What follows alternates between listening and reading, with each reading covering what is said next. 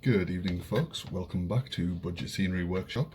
And today, what I'm going to be working on is just a very simple, very cheap kind of hill. And what I thought I'd use is I got some new storage organisers. I'll show you at the end. And I just had some.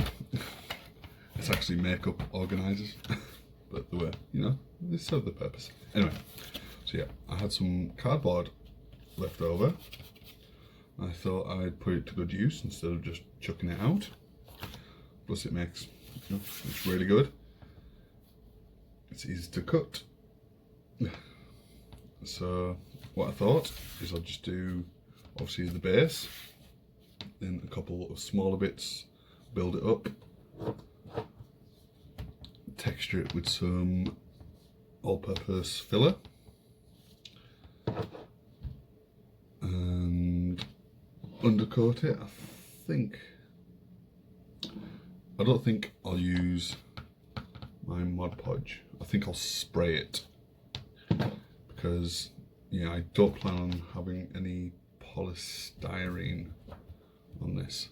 So yeah, I might also do a little, either like a ruined structure at the top and perhaps a tree, maybe a path as well. I don't know, but that was my cat. I don't know if you heard that. Okay, so let's get started. Hope you enjoy. Don't forget to hit that like, and if you haven't already done so, please do subscribe.